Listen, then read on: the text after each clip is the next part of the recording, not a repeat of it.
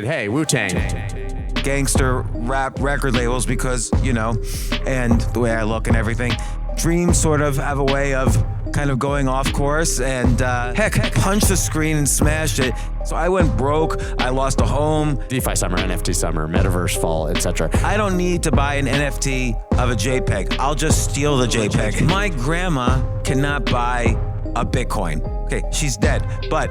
From creating content for HBO to becoming a website designer and doing sites for American Express and rappers like the Wu-Tang Clan, to becoming an angel investor, writer, prolific podcaster, James Altucher has basically seen it all. Now he's betting big on Ethereum and the crypto space.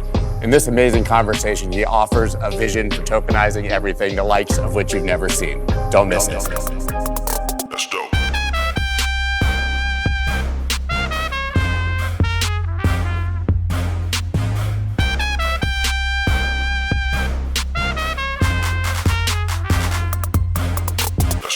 So James, we met the other day in the hallways of the casino upstairs, and I was wearing a Wu-Tang t-shirt, and you commented, hey, Wu-Tang, I did their website in the 1990s. Yeah. I said, wow, this guy's really, really interesting. So how did you go from designing websites for Wu-Tang to where you are now? Well, it's actually a natural progression, believe it or not.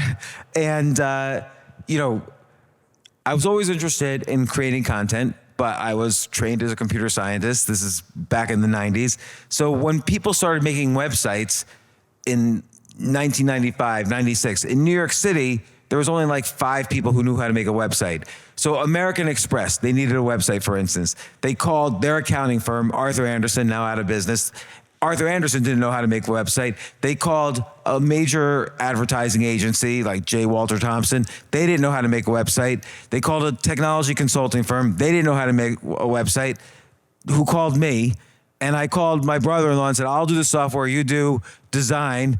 And we made AmericanExpress.com. And we got, my salary at that time was $40,000 per year in New York City. I couldn't afford to live anywhere in New York City. And we got paid $250,000 to make AmericanExpress.com. And I'm like, oh, this might be, I'm going to put content creation on the side for a second because I was working at HBO and I loved creating content. And I'm going to make some websites and then get back to trying to make a TV show, which was my real dream, or writing a novel was my real dream. And so, but dreams sort of have a way of kind of going off course, and we started making a lot of websites for content creators. So movie studios, record labels, in particular gangster rap record labels because, and the way I look and everything. And so Loud Records, we did all their websites, and they were managing the Wu-Tang Clan, and made websites for Bad Boy Records, Loud Records, Death Row, Interscope, Jive. And then we did, also movies for Miramax, Warner Brothers, New Line. And it was just a lot of fun. But the reason I was involved in that is because you could see, the key to making money really is to be enthused about a vision. You have a vision that the world is going to change. And because you have that vision, and it's very rare to have one of those, but because science and technology is increasing so fast, there's more opportunities than ever. But you have a vision that, this is going to grow exponentially, that nobody is using this now, but soon everybody will use this. And I never faltered in my belief of that, which is both good and bad, because I'll get to the bad in a second. But So I was really obsessed with helping people make websites and also making websites for myself. Nobody knew, is this going to be an e-commerce medium? Is this just going to be an artistic medium? Is this going to be for companies a way to put their pamphlets online, like images of their pamphlets online? Like nobody really knew how it was going to evolve, but we all knew we were going to be reading news on this eventually and talking to people eventually, through it. And it was exciting. And similarly, you could say the same thing about the rise of social media in the mid 00s to late 00s. And then you could see the same thing with crypto. Like when you see something that's not only growing exponentially, but also something that everybody could be involved in. Like here's an example. Genomics and gene editing is also growing exponentially, but you and I can't suddenly say, okay, well, we're going to be biogeneticists tomorrow and be a part of this. That's a different, you have to get 7 PhDs. But crypto is something we can all kind of have our piece of this pie and be involved in it and grow with it. And it's certainly growing exponentially, maybe in a way that's much larger than the internet. Now, the downside you can see with the internet and crypto, which is that, in 2001, I made some money, so I'm going to go all in buying every internet stock I can buy, and then they all crashed because whatever goes up goes down until it kind of stabilizes. And obviously, we see the same thing with crypto as well. So you have to have a sense of risk, but that is a long answer to your question. Yeah. If you've been following me for the last few months, then you definitely know that I've been trading and investing on Bitget. Now listen, it took me 6 months to decide that they were going to be the sponsor for the newsletter. But once I saw their partnership with Juventus, that they were the world's leading copy trading platform in crypto, and also that they're a top 5 exchange by volume, well, I was sold and I was convinced. And I've been using it ever since to dollar cost average and to invest in Bitcoin. You can also trade there with leverage, but of course, be careful if you're going to do that. And I don't know if you saw the recent news, but they've also done a deal with Lionel Messi. Bitget, perfect. Now, you can get up to an $8,000 bonus using my link below, and you can trade spot with absolutely no fees. You also get a 15% discount on trading leverage. Go ahead and sign up right now using the wolfofallstreets.info/Bitget. Claim that huge reward and use the world's best trading platform. I love the corollary people often give, the comparison between the current crypto market or even the crypto market that's just popped to some degree to the .com bubble, as you said. And usually pundits sort of see it as a negative, right? Maybe people bought the top, they lost their money, these companies went out of business. I've always viewed it as a positive because out of that .com bubble came the biggest and most important and powerful tech companies in the world. Yeah, and you can't associate financial values with usage. I mean, look, in the 1850s, the train bubble popped, right? They were laying down railroad tracks all across the country. Train companies were starting. They were going to be the biggest thing on the planet. Like, they were going to basically take stuff from the West Coast and East Coast back and forth. It's amazing because people used to be killed making that journey. And now it's going to be on a train. But the stocks for these companies crashed and never came back. And so then the next wave of companies came out and were more mature and so on. And we saw that with the .com bubble. We're seeing that now with crypto, that the survivors will survive. And look, Amazon crashed in 2001, 2002, and now it's one of the most valuable companies or the most valuable company on the planet. So that happens when visions change the world. Because back in 2001, I had a partner who I had a Defender arcade machine in my office, and we were playing the Defender. He lost, and he was just so angry that he lost. He punched the screen and smashed it, and then he took it. This internet thing is a goddamn fad, and he walked out, and I never saw him again. And so it's the same thing. Like right now, people get they put their financial hopes on something, but then they get disappointed. But meanwhile, the ecosystem moves on. Like, crypto is going to continue to build. There's more transactions per second now in crypto than ever before. So, the ecosystem will build. And not everybody who buys crypto are speculators, unlike buyers of internet stocks, I might add. Like, if you bought Amazon.com shares, it doesn't mean you could suddenly use Amazon. But one of the reasons to buy Ethereum is not just to speculate, but because you're actually using Ethereum. So that makes crypto very different and ultimately actually a lot more stable in the long run than internet stocks. It also means that Ethereum should not be deemed a security because it actually has utility and people are using it for transacting. Yeah, right? and people are using Ethereum to make other securities. Like, again, the global financial ecosystem is going to change in part because Ethereum is part of those picks and shovels to make it change. I agree. So putting on your investor hat and having been through that bubble and obviously a few cycles here in crypto, how does the average person pick a winner after we have this flush out? Well, that's a great question because there's obviously a lot of answers. And I just want, and there's some caveats before that. I've learned these caveats because, again, I built a company in the 90s making websites and I sold it. I cashed out. I was smart. I said, the industry of building websites is going away. So I cashed out and But then I lost millions of dollars by plowing it back into internet stocks. So I went broke. I lost a home, lost a family to some extent. We all know that there is wealth in investing, and there's wealth in entrepreneurship, and there's wealth in being an angel investor. But the key to winning the game is to stay in the game. And so you have to always think about 1% of the job of picking a winner is picking the winner. 99% of the job is de-risking now the winner and de-risking your approach to investing. So this is true, by the way, for investing. It's true for poker. It's true for marriage. It's great to pick someone you're going to be in love with for the rest of your life. But then how do you remove all the risks so you really are confident in that? And so I just want to mention that as a caveat. But look, right now, depending on what type of investor you are, I think it's pretty clear that we know what the blue chip cryptos are that are going to be here forever, which is Bitcoin and Ethereum. And to de-risk even further, I could probably list more use cases for Ethereum than for Bitcoin. So for me personally, the blue chip crypto is Ethereum because, again, I think Ethereum is the dream of Bitcoin coming true. Like Bitcoin and the Lightning Network would have loved to have been the platform for smart contracts, but Ethereum actually made it a lot easier, and they did it. And now with the merge, it's even more eco-friendly. And then the Verge or the Surge or whatever is the next step, they're going to have many more transactions per second, so they can actually be a payment system. So I think Ethereum, if your goal is, hey, I want to ride this revolution, I don't need to pick the tiny guys who are going to grow even faster. I just want good, solid, blue chip, the Amazon of the space. That's probably Ethereum. Now, if you want to go to the next level, and look, if Ethereum goes up 10,000%, but you want something that goes up 1,000,000%, there's a lot of smaller tokens that are going to be the picks and shovels of this new financial ecosystem, which, by the way, has not even been created yet. Like everyone asks, well, what's the use case of Bitcoin? I don't believe it. There's no use cases. I could just write software to do all the use cases.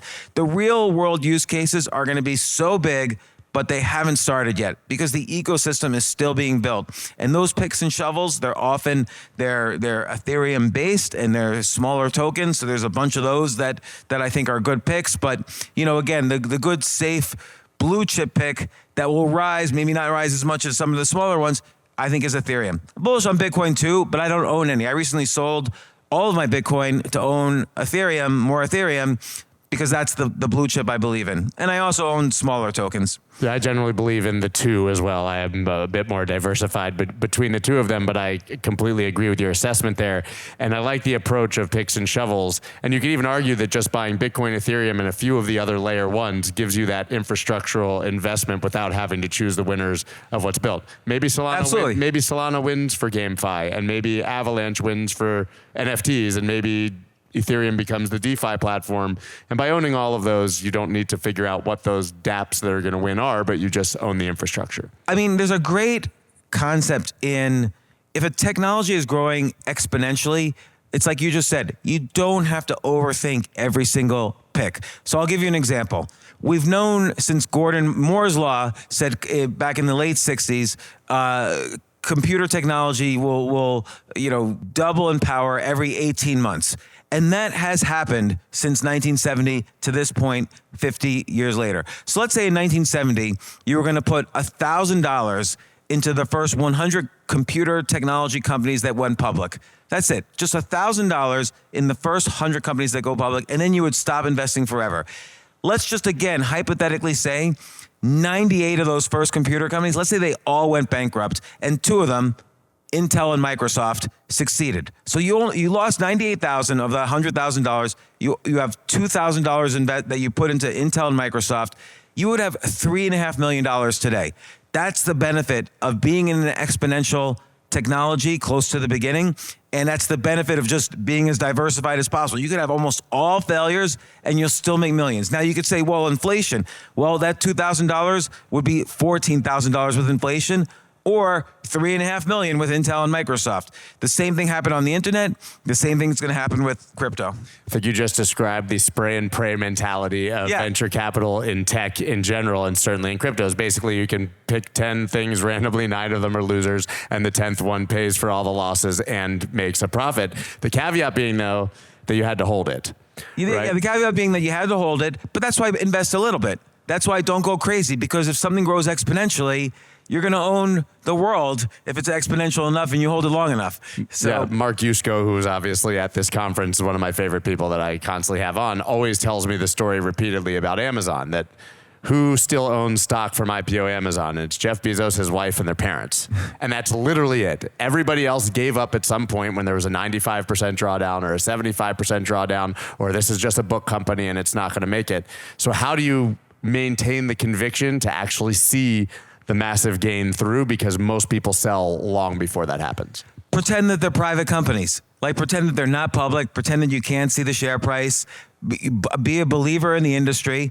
Like, again, let's take genomics. Genomics, 20 years ago, and I know this is about crypto, not genomics. I'm just using this as an example of a exponential industry that we can't possibly understand, but we know the math. So 20 years ago, it cost $1 billion to sequence the human genome. Now it costs $1. So that we know the math, it's exponential. So now you could literally just buy all the public genomics companies and then never look at them again. So what would it take for you to never look at them again? Well, let's say your net worth, I'm just making numbers up. Let's say it's $100,000. Take $5,000, put $50, $100, whatever in 50, 10, 20 genomics companies, and then never look at them again. Like, just don't look at your portfolio. Put it in a different bank. If you look at your portfolio every day, pretend they're private companies. Now, one way that this is different than the VC model is that VCs take risks before companies are mature enough to go public. But wait for a company to go public. You don't have to buy the lowest price in an exponentially growing industry. You could buy the middle price. Ethereum was $140 a few years ago. Heck, it's a buy at 1,300. It's a buy at 5,000. It's a buy at 10,000. Who knows? So again, you just never look at it again. And it's about managing risk. So then if you wanted to own Ethereum and you believe it's going to be a $10, $15, $25, $30,000 asset, which I do as well, do you just plow in all the money that you have waiting on the sidelines now, or do you dollar cost average and just continue to do that over time? And as you said, put it aside and forget about it. For me personally, I dollar cost average. But also, I don't just buy Ethereum. Ethereum's blue chip, so you could own a little more of that than other things. But in terms of the altcoins that I think are picks and shovels, that's more of I'm in them. I have no idea what price I'm in them at. I'm never going to look at them again, and we'll see. In years, how it does. Like, I'm aware of my Ethereum holdings because it's a little bit bigger. I'm not as diversified, but because that I think is the driver of the ecosystem. But again, for all the other stuff, it's just, I don't even think about it. There are a lot of things being built on Ethereum and in the crypto space in general, and we've seen them each have their sort of small bubble growth and pop, of course.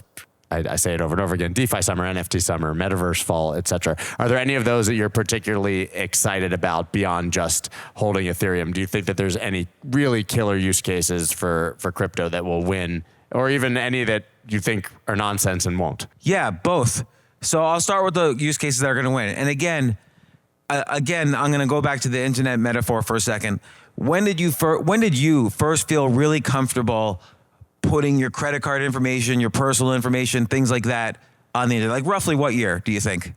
For me, I got hacked so many times in the early days and had people steal my identity when I signed up for an American Express card. And so it was probably I made that website, so it was probably until the 2010s or 2011s before, or even actually later, before I felt comfortable doing it. Okay, and that's reasonable. So I would say for me, it was around 2005. So it's like when Facebook was starting and all this. And then I was thinking, what else was happening in 2005? Like, because I spoke to a lot of people, and people have told me like 2010. But a lot of people were telling me 2005, and I thought that was the year kept coming up enough that I looked into it. What was happening in 2005? Well, 2005 was the year the internet hit 1 billion users worldwide. So it took 1 billion users for, I think, people to stop smashing Windows and saying this thing's a fad.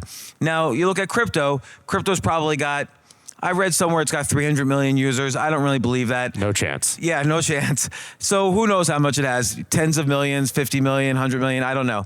And, worldwide. And let's say it takes a few years. I think crypto is obviously going faster than the internet usage grew. So let's just say it takes a few years for 1 billion users. And that's when I think we really will see the real world use cases. Because again, think about Facebook. You couldn't make a big social network in 1998. Everyone was excited about the internet.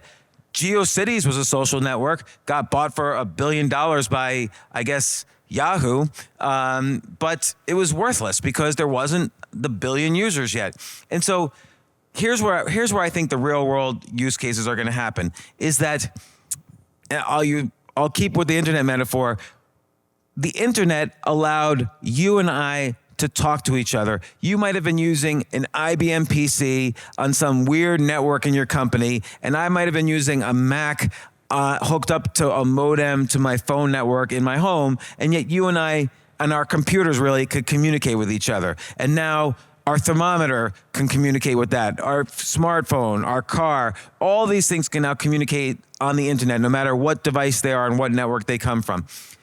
Crypto is the internet of value. So anything that possibly has monetary value can be traded or communicate with anything else of value. So to describe what currently exists and why that's different, that's not the case now, and that's never existed in history. So right now, the only way, for instance, I can buy value in McDonald's company, like I could buy McDonald's shares, is Monday morning at 9:30 a.m. I could wait for the New York Stock Exchange to open up my account, and then pay $1 million fees and buy some McDonald's shares. And at 4:30 p.m. in the afternoon, that stops.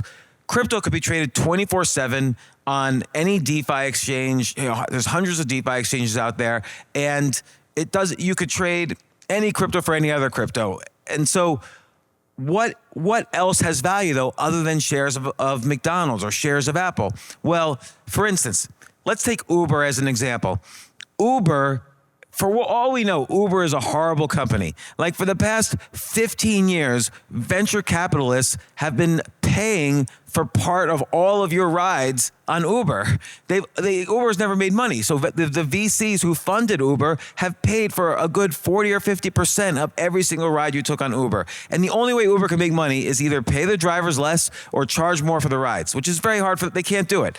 So what if Uber created Ubercoin? And so Ubercoin is, the more I ride, the more Uber coins I get. The more I drive, the more Uber coins I get. And those Uber coins could be used to pay for future rides or a discount on future rides. So I can borrow, if I'm Uber, I could borrow from future profits to do marketing and customer retention now by creating my own little financial ecosystem, my own currency, my ecosystem. Every company on the planet is going to do that. Everything that has something of value is going to make their own microcurrency for customer retention and borrowing from future profits. And what does that do? Well, then that sounds like frequent flyer miles, but it isn't, because now I can trade. Let's say I never want to ride Uber again. I could trade with you on a DeFi exchange my Uber coin for a piece of your house, or a piece shares of McDonald's. Or let's say some student graduates college, they could tokenize 10% of their future cash flows from their jobs for the next 20 years, and I could research this person. I could buy those coins, and that's uncorrelated to the stock market or whatever. Investors love the fact that there's going to be more asset classes out there, thousands more asset classes, and they're all tradable with each other. Again, I could take an art collection, tokenize 10% of it, start trading it on a DeFi exchange. And things we can't even imagine now are going to be monetized by tokenizing the value, and it should be easy to understand value, and then making it available and liquid to trade on a DeFi exchange. So that creates literally, there's about a little more than $1 quadrillion of financial assets on the planet. Multiply that by 10, and that's the crypto opportunity. That's the real world use case, which nobody has even approached yet, because it's like setting up a social network in 1996. There's just not enough users. So right now, the picks and shovels that are building the ecosystem for that, and that's straight where the ecosystem is heading, that's where you're going to see all the real world use cases. And that's where it's going to be phenomenally large. Everyone's going to say, boy, I wish I bought all these tokens beforehand. That was a hell of a pitch for crypto. I feel like we should just, maybe we should tokenize that and go distribute it. I love the 300 million number, right? And people like to use that as comparable to the growth of the internet, which I do think is happening in crypto and agree with everything you said. But that's probably 300 million people who have at some point bought or sold some coin in a very small amount. And to me, that's not the same as a user, right? So how many people, maybe we have a couple million people who are actively using it. I've seen some pretty astounding stats like at how dead DeFi really is right now, that, Uniswap Volume 3 has a couple hundred people a day that are actually using it. So then the question becomes, with that promise and that incredible vision that you just presented, how do we actually get there and have people truly adopt this? Not just buy it speculatively and buy meme coins and buy picture NFTs, but actually start to use this to replace the systems that they're currently using. Well, right now, it's hard to buy a Bitcoin. Let's just start with there. Like, my grandma cannot buy a Bitcoin. Okay, she's dead. But if she weren't, she would never think to herself, oh, I'm going to get MetaMask and install it here and I'm going to go to Pancake Swap instead of the New York Stock Exchange and buy a Bitcoin or Ethereum or whatever. She would never even figure it out. And that's, I'm saying grandma, cause an older person, well, if I could look at my neighbor to the left and my neighbor to the right, wherever I live, and probably none of them have ever bought a Bitcoin and they can't figure it out because it's hard. So the first thing is they're going to have to make it easier. And yes, it's going to get easier. Back in, I think it was 1992. I remember everybody the internet was for academics and the web was only maybe a year old, but so people were using the internet and something called Usenet for newsletter groups, news groups, and AOL opened up the floodgates. They let their users use the Usenet on the internet. And everyone was like, oh my God, we can't let the riffraff use our internet. And it's the same thing happening now. We're going to have to get rid of the lingo like hodling and all this stuff. We're going to have to get rid of a kind of the feeling, oh, we're special because we're crypto, and just make it easy for grandma and grandpa to buy a Bitcoin. That's the first thing. Then we have to make sure they understand, well, if I don't understand, you mean I can't transfer my Bitcoin over here because it's a different blockchain, and if I try to transfer it, I might lose it? Forget it. We got to make all this cross-chain communications a lot easier. We got to make off-chain information get onto the blockchains a lot easier. So there's so many problems. By the way, every problem is a business opportunity, but there are so many problems, and a lot of them are being solved now with some of these new picks and shovels coins. How do you get off-chain information onto the blockchain? There are tokens for this. How do you get decentralized computing easy to use? There's tokens for this. So a lot of things are being built, but they're just beginning. And so, look, in terms of doing due diligence on them, do they have deals with bigger distribution partners? Do they have good developers who developed other successful projects before? Do they have use cases even now that they're working on right now? I'm not recommending this coin, but I'm just thinking of an example, Render, RNDR.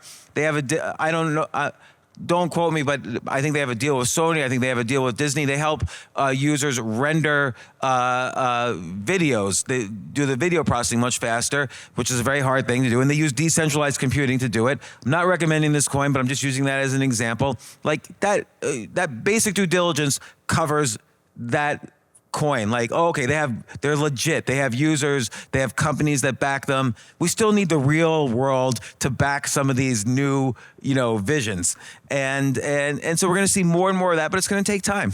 I use grandma as the example all the time. It's like the classic cryptos. My grandmother would never use this, but there's a sort of inevitability about that as well, because even if grandma never does use it, my kids who are 3 and 7 are never going to live in a world without Bitcoin or DeFi or Ethereum. Right. So it feels like there's an inevitability where just the changing of the guard, where this generation ages into it, that they're native to it. And so it doesn't need to be explained. Right. I agree that it has to become much more simple, but that will be the case by the time they're teenagers. Oh yeah, sure. I'm saying the simplicity is not, the fact that it's difficult now is not a long-term problem. It's just the problem right now, but that creates the business opportunities. And There are so many people involved in the entrepreneurship around crypto. All of these problems are being solved right now. It's just they've got to be solved. So, and you mentioned like what's an area where I don't like. Well, let's just take, and it's a popular space.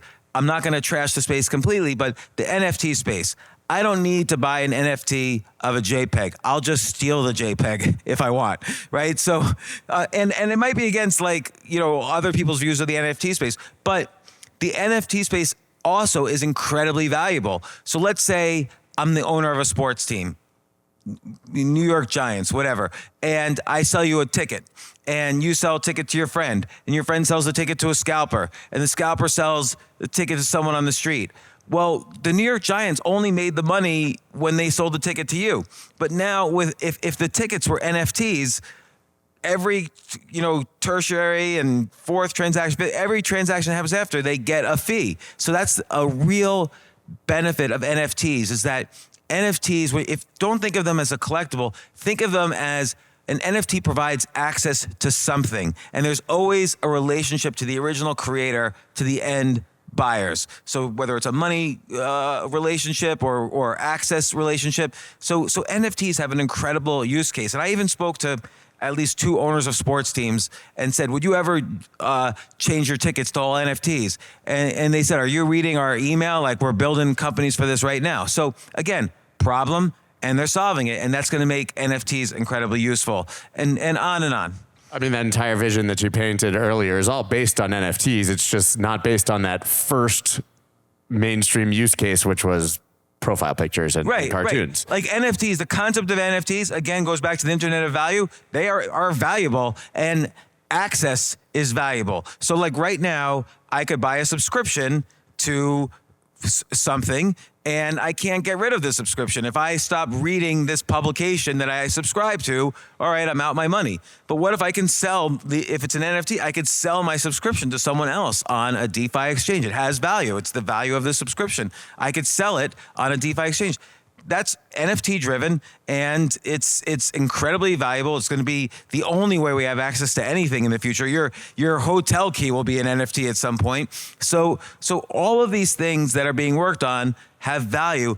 I see a lot of people trashing, NFTs just to collect. Forget about today's use cases. In 1994, we all thought, the internet, hypertext is going to be a new way to write 3-dimensional books. Became a lot bigger than that. So we don't even know what the real use cases are. We just know, like you said, our kids will be using it, and all the problems will be solved by then as well, along the way. I would argue that we'll know that we've gone mainstream and that we've won when we never use the term NFT again. Exactly. I agree with you. It's like the word cyber, or E, the letter E, e-flowers, epets.com. Like it's all these, again, it's when it's the inside game lingo that has to go away when the public's using it. I mean, again, it's just going to be, hey, I need to use this currency versus this currency. I'm going to trade this on this exchange. And maybe there'll be like one mega exchange, which is like a bridge to all the other exchanges. There's going to be lots of business opportunities. It's never going to be too late at least for the next 30 years to start a crypto related business, because so many problems have to be solved, but it's not like they all have to be solved for this to be a working financial ecosystem. We're going to get there pretty fast, but it's just going to create more opportunities and more problems, and then more opportunities on top of that. And it's very exciting. Like our kids are going to live in a very exciting world. We're going to live in a very exciting world in 5 years. They'll even live in a more exciting world. So, because they're going to live forever too, because of genomics. So, well, I look forward to my kids trying to explain to me how to move my NFTs when I'm grandma and grandpa myself, obviously. You painted an incredible vision. I love how enthusiastically you speak about the space, and I hope that everybody else does as well. And I can't wait to bring you back, and then we can see how far we've gone. Yeah, anytime. Be happy to come back. Thanks for having me on the show. Thank you so much. Much appreciated. That's dope.